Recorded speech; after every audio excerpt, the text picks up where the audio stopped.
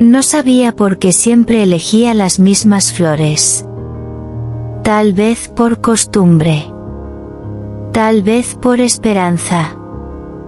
Pero cada mañana, muy temprano, antes de que el rocío se secara de las hojas y el sol quemara su piel ya tan marcada por las adversidades de la vida, Mía Catarina llenaba sus dedos con las espinas ocultas entre los tallos de rosas y claveles. Sus manos conocían más del silencio que del descanso. Y sus ojos, más de la resistencia que de la alegría. Aún así, había algo en la forma como miraba las flores que parecía oración. Como si esa simple ofrenda diaria pudiera cambiar algo. Y lo hacía. Leonard Schall siempre despertaba con el sonido de pasos ligeros y el crujido de pétalos siendo cortados. Se quedaba allí, fingiendo dormir, mientras escuchaba la brisa jugar con la falda de Mía y los pájaros cantar más fuerte como si celebraran su presencia. Ella no lo sabía, pero él la observaba. Día tras día. Silenciosamente, apasionadamente. Y fue allí, entre el perfume de las flores y el silencio de los ojos, que nació el amor, sin pedir permiso, sin respetar las crueles fronteras del tiempo y la sociedad. El año era 1806, y Tennessee aún sangraba con las cadenas invisibles de la esclavitud. Mía Catarina tenía apenas 18 años, pero su alma parecía haber vivido 100. Era hija de una mujer que murió a los 29 por complicaciones en el parto de su sexto hijo, todos de padres diferentes, todos entregados como propiedad antes de que aprendieran a caminar. Mía era la única que permaneció en la granja Golden Eagle. El resto había sido vendido o enterrado. La cosita morena, como le gustaba llamarla al señor Richard con ese desdén tallado en los dientes y los ojos fríos, había aprendido a ser silenciosa. Pero su corazón nunca había aprendido a rendirse. Leonard Schall era el menor de los 3 hijos de Richard. A diferencia de sus hermanos, que se parecían al padre tanto en el rostro como en la crueldad, Leonard era diferente. Leía en secreto libros de la biblioteca de su madre, cuestionaba las órdenes de la casa y, sobre todo, sentía. Sentía profundamente. Algo que, en esa familia, era visto como debilidad. El primer contacto entre Mía y Leonard fue breve, casi trivial. Él había dejado caer un libro en el salón y ella, mientras recogía flores, lo levantó y se lo entregó. Gracias, dijo él. Y Mía no respondió. Pero sus ojos hablaron. Eran ojos de quien veía todo el dolor del mundo y aún permanecía de pie. Leonard nunca olvidó ese instante. A partir de entonces, buscó encontrarla. A veces fingía salir temprano solo para cruzarse con ella en el porche. Otras veces, caminaba por la casa solo para verla reorganizando los jarrones, una flor a la vez, como si estuviera cosiendo belleza al sufrimiento. Fue en una mañana lluviosa que ocurrió lo impensable. Mía estaba recogiendo flores incluso bajo la llovizna fina, el cabello pegado a la frente, los brazos cubiertos de barro. Leonard salió con un paraguas, sin decir palabra, y lo abrió sobre ella. Mía lo miró, sobresaltada, casi dejando caer el arreglo que tenía en las manos. «Te vas a enfermar», dijo él. Y, por primera vez, ella le sonrió. Esa escena, si alguien la hubiera visto, podría haber terminado en castigo. Pero a Leonard no le importó. Desde ese día, los dos se encontraban en secreto, intercambiando pocas palabras, algunas sonrisas y mucho silencio. No era el tipo de romance hecho con cartas o besos apasionados, sino con gestos, miradas y coraje. Leonard comenzó a dejarle libros escondidos en el cobertizo de leña. Ella leía en secreto por las noches a la luz de la lámpara. Él le enseñó a escribir su nombre con letras torcidas en un pedazo de papel. Mía Catarina, dibujó, encantada, como si descubriera que podía existir más allá de las paredes de los cuartos de esclavos. Pero llegaron los rumores. Siempre llegan. Y en un mundo donde amar era demasiado peligroso para aquellos con piel del color del sol, un susurro bastaba para convertirse en sentencia. El capataz escuchó, comentó a la cocinera, que le dijo a la institutriz, que susurró al oído de la esposa del señor Richard, quien finalmente le contó a su marido con aire de falsa indignación, más preocupada por la reputación de la casa que por el destino de la sirvienta. El señor Richard escuchó todo sin parpadear. Esa noche, tomó el látigo de su cinturón y fue al área trasera donde Mía estaba organizando ropa de cama. El cielo parecía presagiar tormenta. Entró bruscamente, ojos inyectados en sangre, brazo ya levantado. «Aprenderás a conocer tu lugar, pequeña insolente», gritó. Mía trató de correr pero tropezó con las telas. Fue entonces que Leonard apareció, casi como si supiera que ese era el momento. Se colocó entre su padre y Mía, brazos extendidos, pecho erguido, ojos firmes. «Nadie, ni siquiera usted, mi padre, le pondrá un dedo encima a la mujer que amo». El silencio cayó como una bomba. El señor Richard se quedó estático por segundos que parecieron años. Luego, sin decir otra palabra, dio la espalda y se fue. A la mañana siguiente, Leonard fue expulsado de la casa. Mía desapareció. Y por 3 días, nadie supo dónde estaban. Hasta que, en una choza escondida en el bosque, reavivaron la llama que la sociedad trató de extinguir. Pasaron la noche acostados en un colchón de paja, abrazados, susurrando planes que parecían imposibles. Pero eran suyos. Solo suyos. Al amanecer siguiente, partieron.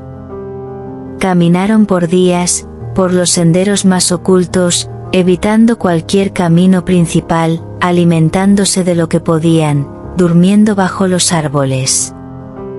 Cuando llegaron a un pequeño pueblo del interior, Leonard se presentó como el esposo de Mía y dijo que habían perdido todo en un robo de diligencia. La historia era simple, lo suficientemente convincente. Fueron recibidos con desconfianza, pero sin rechazo. Leonard consiguió trabajo cargando sacos de maíz en una granja local. Su cuerpo nunca había sido tan exigido, pero lo ofrecía con gratitud. Mía comenzó a trabajar como limpiadora y cocinera en una pequeña posada, a cambio de un cuarto simple, pero propio. Por las noches, se sentaban en el porche de la posada y contaban estrellas. A veces, reían sin razón. A veces, lloraban sin motivo. Pero estaban juntos. Y libres. Incluso dentro de una prisión invisible llamada prejuicio. Ella aprendió a escribir cartas con su nueva empleadora. Él comenzó a aprender a calcular y medir sacos. Hacían planes. Hablaban de una casa con jardín. De hijos. De nombres. De sueños. Y cada vez que se miraban, Mía veía en los ojos de Leonard no solo amor, sino respeto. Y eso, para ella, era el verdadero milagro. Leonard, a su vez, Sentía que por primera vez en su vida no necesitaba esconder quién era. Con Mia, era completo. Era un hombre. Era libre. Y eso era suficiente. Pero el mundo no olvida. Y las sombras del pasado siempre tratan de regresar. La sala de reuniones en la sede de Nueva York reflejaba el poder moderno: madera noble, vidrio, acero, elegancia limpia. Pero había un detalle que escapaba a la atención de casi todos: los jarrones con flores frescas. Joanna Garner lo notaba. Nadie sabía, pero era ella quien, discretamente, reemplazaba las flores viejas con nuevas cada semana.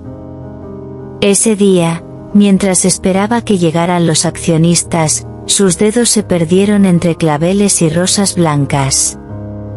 Arregló los tallos en un jarrón de cristal, casi instintivamente, como si dentro de ella hubiera una memoria antigua que no le pertenecía, pero que la guiaba naturalmente. Benjamin Lewis entró en la sala poco antes de que comenzara la reunión.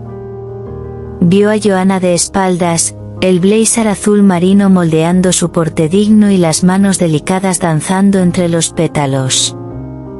Se quedó inmóvil por unos segundos, como si el tiempo le hubiera jugado una broma. Sintió algo pulsar en el pecho, un reconocimiento inexplicable. Esa imagen no era nueva. Era como si una memoria que nunca había vivido gritara desde el pasado. Mia Katarina. Las historias que su abuela contaba en susurros en las noches cuando su padre ya estaba dormido. La esclava que recogía flores. El amor imposible. El muchacho que la protegió con su propia vida. Eso no tenía sentido en ese momento, y sin embargo, tenía perfecto sentido. Durante la reunión, Benjamin apenas pudo mantener el foco. Observaba discretamente a Joanna, admirando no solo su belleza, sino la firmeza de su postura, la claridad con que explicaba sus planes de expansión, el dominio absoluto sobre los datos que presentaba. Cuando la reunión terminó, Benjamin se dirigió a su padre, el señor David Lewis, y dijo: ¿Quién es esa hermosa joven? David frunció el ceño. La nueva gerente regional, una cosita inteligente, pero tiene mucho que aprender. Benjamin miró a su padre con disgusto. Tu forma de hablar es despreciable. David solo bufó, irritado, y salió de la sala. Benjamin esperó a que todos se fueran. Joanna aún estaba en la sala, organizando sus papeles. Se acercó, extendiendo la mano con una sonrisa gentil. Debe ser Joanna, la nueva gerente regional. Felicitaciones por la promoción. Soy Benjamin Lewis, gerente de producto. Es un gran placer conocerte. Ella sonrió, sorprendida. Sí, soy Joanna. Es un enorme placer conocerte, Benjamin. Lewis. Sí. Soy hijo del señor David. Pero, preferimos dejar los títulos en la puerta cuando llegamos a casa al final del día. Ambos sonrieron. Pero algo había sido plantado allí, y las flores comenzaban a brotar. Los días pasaron. A las 7:30 de la mañana, era común que los dos se encontraran en el ascensor. Ambos sosteniendo tazas de café, ojos aún somnolientos, pero sonrisas vivas. Me alegra saber que ya no soy el único que enciende las luces por aquí, bromeó Benjamin una vez. Siempre he tenido la costumbre de llegar temprano. Aprendí de mi madre. Decía que el mundo se abre para quienes llegan primero. Él rió. La mía decía que el mundo se cierra para quienes olvidan la llave. La ligereza de los encuentros pronto se convirtió en conversación de almuerzo. Benjamin la invitó, y ella aceptó. La mesa era simple, pero la risa abundante. Los temas fluían como aguas que ya conocía en el camino. Jazz.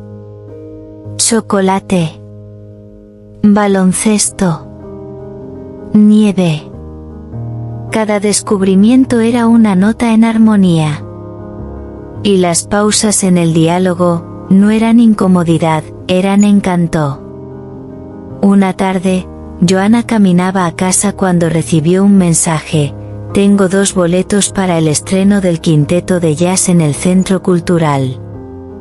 ¿Te gustaría acompañarme? Respondió con un simple sí. El silencio del teléfono pronto se llenó con una foto. Era el boleto. Y un emoji de flor. El romance floreció. Solo que aún no sabían que estaba a punto de ser aplastado por las manos frías del prejuicio. Era un viernes por la tarde. Joanna salía de la sala de reuniones, exhausta, cuando escuchó por casualidad una conversación entre el señor David Lewis y uno de los directores. Esta cosita hasta tiene presencia, pero no llegará lejos. Ya sabes cómo es, son trabajadoras, pero no nacieron para el liderazgo. La sangre de Joanna hirvió. Las palabras cortaron más profundo de lo que esperaba. Por un momento, pensó en fingir que no había escuchado. Pero había una mía dentro de ella que ya había sido llamada cosita. Y esa mía ahora vivía en su piel. Al día siguiente, Benjamin apareció en su oficina con expresión seria.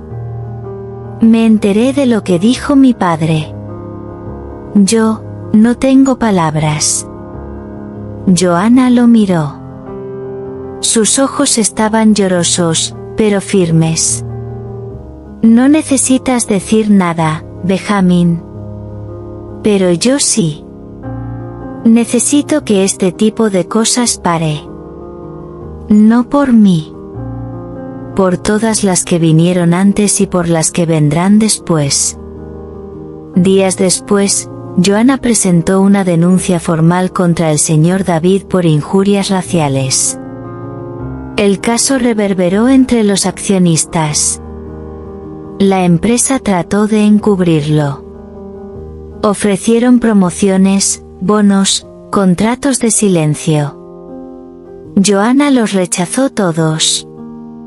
Benjamin entonces tomó una decisión que cambiaría su vida: renunció. Si me quedo aquí, soy cómplice. Y no soy cómplice. Joanna sonrió, triste, pero también aliviada.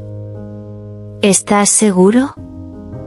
La única certeza que tengo es que quiero construir algo contigo. Algo real. Salieron de la empresa tomados de la mano. No tenían mucho. Pero tenían ideas. Joanna siempre había soñado con crear una línea de cosméticos para piel negra. Benjamin conocía la estructura de producción. En 2 meses, nació la semilla de la microempresa, Flor de Piel. Joanna se encargaba de fórmulas, empaque, comunicación. Benjamin manejaba producción, logística, proveedores. Las primeras ventas llegaron por internet. En 3 meses, ya tenían lista de espera para nuevos productos. Fue entonces cuando David se enteró. El padre de Benjamin explotó en furia. Dijo que su hijo estaba quemando el nombre de la familia. Que aliarse con gente así era suicidio social. Trató de sabotear el proyecto, comprando proveedores, tumbando sitios web. Esparció mentiras sobre la calidad de los productos. Pero mientras más atacaba, más crecía el proyecto.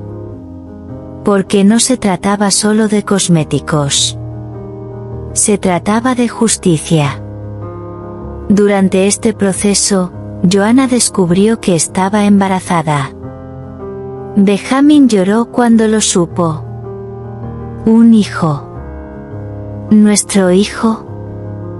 El mundo será difícil para él, Joanna. Pero juro, crecerá sabiendo que vino del amor. Del amor más resistente que jamás existió. Drew nació en una tarde de abril. El nombre era un homenaje a Andrew, el hermano mayor de Mia, que la había ayudado a escapar y murió tratando de protegerla. Una historia que Benjamin y Joanna conocían en fragmentos, pero sentían dentro de su piel. Y fue Drew quien, años después, cambió el corazón del viejo David. El hombre que pasó su vida despreciando el color de piel de otros, un día se encontró sentado en el suelo, con su nieto en el regazo, mientras el niño jugaba con un carrito azul. David sonrió, derrotado por un amor que no entendía. Esta cosita es mi nieto. ¿A quién amo tanto? Benjamin lo miró en silencio. Joanna observaba desde la puerta. Nada se dijo en ese instante, pero todo se sintió. Porque, al final, todos los caminos de esa historia, todas las espinas y flores, látigos y palabras, opresiones y besos, llevaban a una verdad inmutable. El color del amor es amar. El tiempo pasó con la suavidad de las mañanas de primavera. Flor de Piel ganaba cada vez más espacio. No era solo una marca, era un manifiesto. Joanna y Benjamin se convirtieron en símbolos de coraje, innovación y amor. La microempresa apareció en noticias de revistas de emprendimiento, blogs de belleza y redes sociales. La pareja era buscada por jóvenes soñadores, por personas cansadas de ser invisibles, por todos aquellos que anhelaban representación. Cada producto llevaba una historia, un propósito, y el mensaje de que la belleza no tiene tono estándar. En un sábado soleado, Joanna organizó una conferencia en un centro comunitario sobre autoestima e identidad.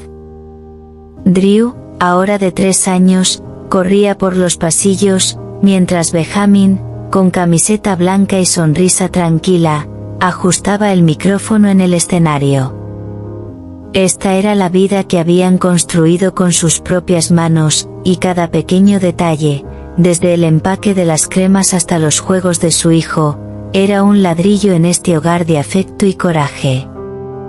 Pero la tranquilidad pronto sería desafiada nuevamente. David Lewis, herido en el orgullo y aún amargado por haber sido denunciado, conspiró en las sombras. Con sus poderosas conexiones y acceso a datos estratégicos, esparció información de que los productos de Flor de Piel causaban alergias, falsificó documentos y presionó a agencias reguladoras para abrir investigaciones. Todo esto sin dejar rastros directos. Era el tipo de guerra sucia que sabía librar bien. Cuando aparecieron los primeros rumores en línea, Joanna sintió que se le revolvía el estómago. Benjamin trató de mantenerse calmado, pero la tensión era visible. Fueron días difíciles. Clientes antiguos comenzaron a desconfiar, distribuidores cancelaron pedidos, y sitios de belleza comenzaron a cuestionar la calidad de los productos de la marca. En medio del caos, Joanna miró a Benjamin y dijo: «Si paramos ahora, ellos ganan. Si nos quedamos callados, la mentira se vuelve verdad». Fue entonces cuando decidieron, enfrentarían todo de frente. Invirtieron lo poco que tenían en un nuevo laboratorio independiente para probar productos, abrieron las puertas de la fábrica a periodistas y consumidores, y lanzaron una campaña con el eslogan, "Belleza con verdad". La respuesta fue explosiva. Influencers negras, dermatólogos reconocidos y clientes reales grabaron vídeos contando cómo los productos cambiaron sus vidas. El hashtag #flor de piel verdad se volvió viral. Pero el gran giro llegó cuando Johanna fue invitada a hablar en uno de los eventos de innovación más grandes del país.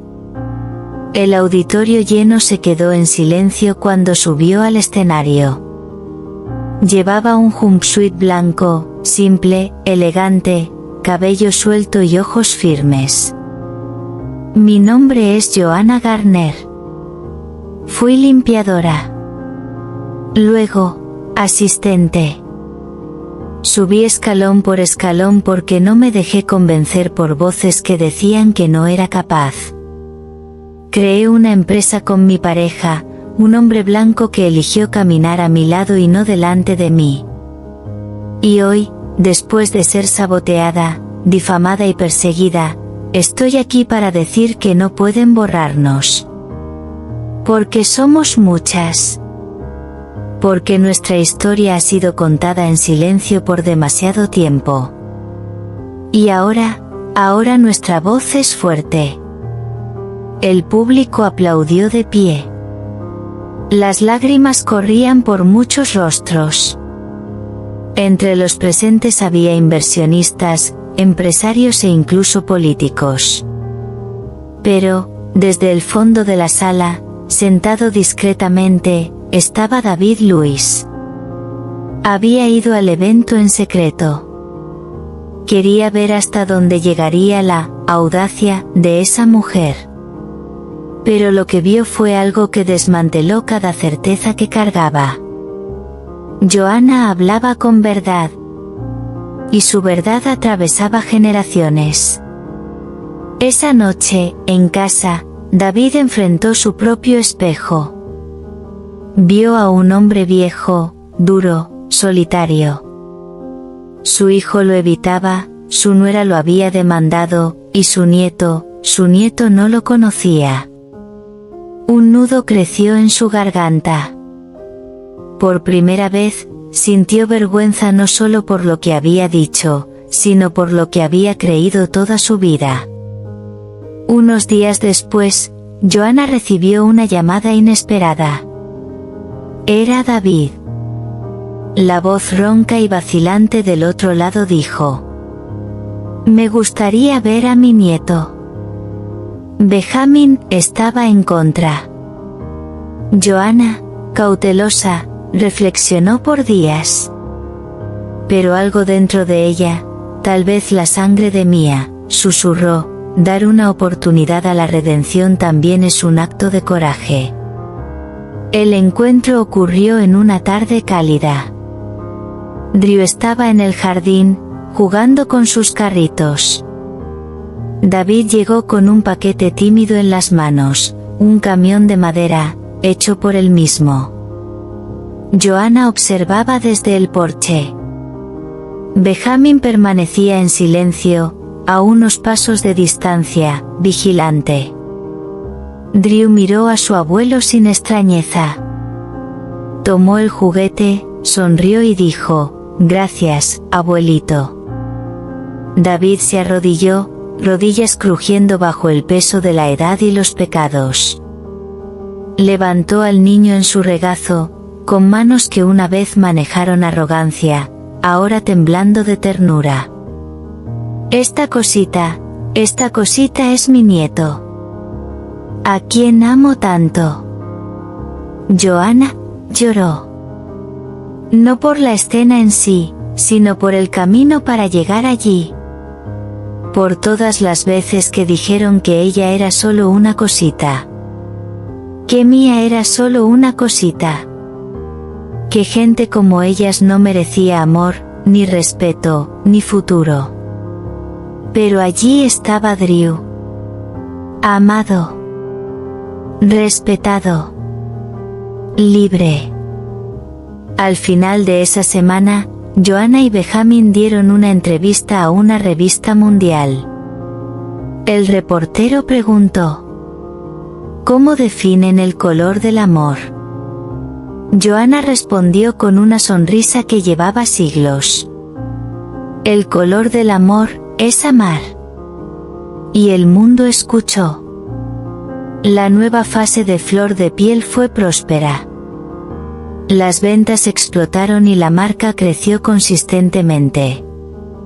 Joanna y Benjamin trabajaron incansablemente, pero encontraron tiempo para Drew, ahora de 4 años, quien comenzó a dibujar sus primeros bosquejos del mundo que veía. El niño creció rodeado de amor, en un hogar que acogía verdades, luchas y sueños. La relación de Joanna y Benjamin floreció como una canción que madura con el tiempo. Eran cómplices, socios. Reían juntos, enfrentaban días difíciles con coraje, y sabían comunicarse con los ojos. Benjamin manejaba las cuentas, Joanna gestionaba proveedores y creaba nuevas fórmulas. Los sábados por la noche, cuando Drew dormía, se sentaban en el sofá, compartiendo una copa de vino, hablando de todo, o simplemente quedándose en silencio, compartiendo la paz que habían conquistado. Pero no todos miraban favorablemente ese amor. Algunos inversionistas comenzaron a distanciarse debido a diferencias de visión. Otros insinuaron que tal vez sería mejor mantener a Benjamin como la cara de la empresa, ya que él vendía mejor. Joanna escuchaba en silencio. Sabía que esas frases venían disfrazadas como preocupación comercial, pero eran viejas conocidas. Llevaban el mismo veneno de siempre, prejuicio. Las tensiones aumentaron cuando Joanna fue nominada para un premio internacional de emprendimiento femenino. Uno de los miembros del jurado, un viejo amigo de David Lewis, dejó escapar que la empresa debería haber sido idealizada por Benjamin. Después de todo, la inteligencia genética es hereditaria. La declaración generó indignación pública. Joanna demandó el evento y, nuevamente, se levantó para luchar contra la injusticia. David Lewis, que había estado tratando de acercarse a su nieto con visitas espaciadas, se enfureció al enterarse de que Joanna estaba en el foco de atención una vez más. En una cena con accionistas, dejó escapar, sin darse cuenta de que estaba siendo grabado: es inteligente, esta cosita. Pero terminará donde todas terminan, sirviendo. La grabación se filtró la semana siguiente. La prensa se abalanzó. El escándalo fue tan grande que Benjamin, indignado, renunció públicamente durante una conferencia de prensa de la empresa. Joanna también cortó oficialmente cualquier lazo restante. Estaban libres. Pero el precio de la libertad era la incertidumbre. En los meses siguientes, sin apoyo de inversionistas, sin la estructura corporativa que habían construido, tuvieron que empezar casi desde cero. Crearon un nuevo nombre para la marca, reconfiguraron empaques, y usaron sus ahorros para mantener producción mínima. La microempresa se volvió nano, y el mundo parecía más duro otra vez. Pero había una diferencia esencial: ahora se tenían el uno al otro, y tenían a Drew. Fue él, con sus ojitos atentos y preguntas inocentes, quien le dio a Joanna la idea para la nueva línea de productos. Inspirada en los juegos de su hijo y elementos naturales, nació la línea Raíces, con nombres como Infancia, Nido, Abrazo y Coraje. Cada frasco venía con una pequeña carta escrita a mano por Joanna, contando memorias reales o historias inventadas para inspirar a quien usara el producto. La estrategia funcionó. Internet se enamoró de la delicadeza de la nueva propuesta. Las influencers comenzaron a publicar vídeos emotivos, leyendo las cartas antes de aplicar la crema. El hashtag #raíces que sanan se volvió viral en menos de 3 días. Las ventas subieron nuevamente. Mientras tanto, David, presionado por juntas directivas, renunció al liderazgo de la empresa. Se retiró a su casa, ahora silenciosa, donde solo ecos de decisiones pasadas le hacían compañía. Pero Drew insistía en verlo. «Quiero mostrarle mi dibujo al abuelito», decía. Joanna, con el corazón dividido, aceptó. Sabía que perdonar no es olvidar, sino elegir no cargar el peso. En una tarde gris de otoño, Benjamin llevó a Drew a casa de su padre. David, ahora visiblemente más viejo, abrió la puerta con ojos llorosos. El niño corrió hacia él con un papel en las manos, un dibujo colorido con 3 figuras tomadas de la mano y un sol enorme. «Este soy yo, este es papá, y este eres tú, abuelito. Mami dijo que el amor nos une de nuevo». David sostuvo el dibujo como si sostuviera su propia alma. Se arrodilló, abrazó fuertemente a su nieto, y murmuró: «Esta cosita es mi nieto. ¿A quién amo tanto?». Benjamin observaba desde lejos. Vio en su padre a un hombre roto, pero no derrotado. Había un destello de redención allí. Unas semanas después, David buscó a Joanna. Le pidió perdón, no en público, sino ante ella. Reconoció el dolor que causó, los caminos que obstruyó. Joanna escuchó todo en silencio. Cuando terminó, ella respondió: «No perdono por ti. Perdono por mí, por Drew, por Mia. La vida me enseñó que el color del amor es amar». La marca creció nuevamente. Con nueva identidad, nueva audiencia, y una causa aún más firme. Joanna se convirtió en oradora internacional. Benjamin publicó un libro sobre masculinidad y vulnerabilidad. Drew creció viendo a sus padres como gigantes. Y en el empaque de la línea Raíces, ahora había una nueva carta, escrita por Benjamin. «Hijo mío, el mundo puede tratar de decirte quién deberías ser. Pero la voz que realmente importa es la que viene del corazón. El amor que vivieron tus padres construyó puentes. Y aunque vengan tormentas, recuerda, amar es un acto de coraje». El tiempo, el maestro silencioso, enseñó que las cicatrices del pasado no desaparecen, pero pierden el poder de definir quiénes somos. Joanna y Benjamin, ahora más que socios, eran prueba viviente de que el coraje podía superar las cadenas invisibles del prejuicio. Entre noches estrelladas, sosteniendo las manos del pequeño Drew, se sentían más fuertes que nunca, una trinidad indestructible, hecha de sueños, luchas y un amor que se rehusaba a ser disminuido. David, aunque marcado por sus errores, encontró en la sonrisa de su nieto un bálsamo inesperado. En su mirada cansada, había un nuevo brillo, la semilla de la humildad brotando en suelo antes árido.